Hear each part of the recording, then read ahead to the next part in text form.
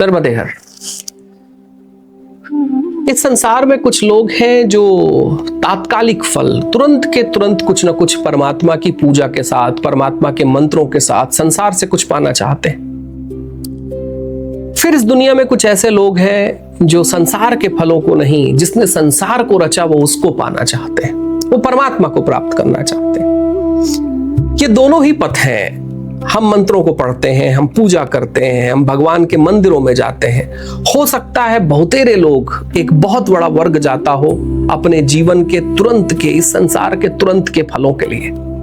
लेकिन फिर इस देश में कुछ और भी विद्वान लोग हैं जो कहते हैं कि हमें संसार में अभी के तात्कालिक फल नहीं चाहिए, हमें तो वो परमात्मा ही चाहिए। जिस परमात्मा को हमने चाह लिया तो उसके संसार, जिसने ये संसार बनाया है, उसके संसार के सब चीजों को हमको प्राप्ति हो जाएगी, चाहे वो धन हो, चाहे वो यश हो, चाहे वो कुछ भी हो। परमात्मा को पाने के जो मार्ग हैं, जो साधना के पथ हैं, वो साधना के पथ बड़े आसान हैं, लेकिन उन आसान पथों को समझना बहुत जरूरी है। साधना की दुनिया में जब भी आप किसी अपने गुरु के पास साधना के लिए जाएंगे और आप उनसे साधना की बातें करेंगे तो वो आपको कपड़ों से लेकर, जगह से लेकर, आसन से लेकर, कहाँ बैठें, कैसे बैठें, प्राणायाम कैसे करें, शरीर शुद्धि कैसे करें, बहुत सारी चीजें आपको कहेंगे। क्योंकि अगर हमको परमात्मा के पास जाना है तो हमारे आसपास इस शरीर से लेकर जहां हम बैठे हुए हैं, जिस जगह पर हम साधना कर रहे हैं, जिस बिल्डिंग के अंदर है या जिस गांव के जिस घर में है, किसी तालाब के पास है, उन्हें हमें सारी चीजों को हमें अपना एक टूल और एक व्हीकल बनाना पड़ता है। अगर वो सारी चीजें जो हमारे आसपास है वो एक व्हीकल के तरीके से बन जाएं तो हमारे साधना के फल बहुत जल्दी हमको मिलने लगते हैं। एक उदाहरण के लिए मान लीजिए आप किसी शहर में रहते हैं, आप एक बिल्डिंग का हिस्सा हैं, एक बिल्डिंग के एक फ्लोर पे आप हैं। आपको कभी पता नहीं कि बिल्डिंग का फ्लोर या जो बिल्डिंग बनी हुई है, उस बिल्डिंग को बनने में उस जमीन का इतिहास क्या रहा है। क्या वो कोई कारखाना थी, क्या वो कोई इंडस्ट्री थी, क्या कोई शॉप थी, क्या कोई ऐसी फैमिली थी जिस फैमिली में केवल दुख ही दुख था, क्या हुआ था उसके इतिहास में। क्योंकि जो भी कुछ वहां हुआ था उसकी एनर्जी आज भी कहीं आसपास होगी।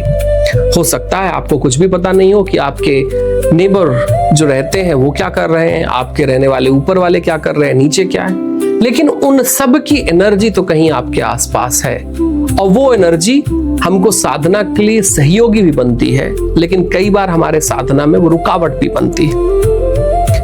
इतनी सारी चीजों को हम जान नहीं सकते, हम देख नहीं सकते। इसके लिए एक बहुत अच्छा मंत्र, ऋभु जी भारत के एक महान संत रहे हैं, एक महान ऋषि रहे हैं, और ऋभु जी और उनके शिष्य निदाद के बीच में एक संवाद हुआ था, जिस संवाद के बहुत सारे पहलू आज भी शिव रहस्य में, जो शास्त्र है उस शिव रहस्य में आज भी मौजूद है। ये जो संवाद हुआ था उससे कुछ मंत्र निकले थे। निदाद जी ने कुछ प्रश्न पूछे थे ऋभु जी को। उन प्रश्नों का उत्तर देते हुए उन्होंने 3 अलग अलग मंत्र दिए थे साधना के लिए, खासकर उन लोगों के लिए जो शिव जी के अलंकरणों से साधना करना चाहते हैं, जो शिव रूप से साधना करना चाहते हैं, जो भगवान भोलेनाथ से संवाद करना चाहते हैं, उनके साथ उनका अनुभव करना चाहते हैं।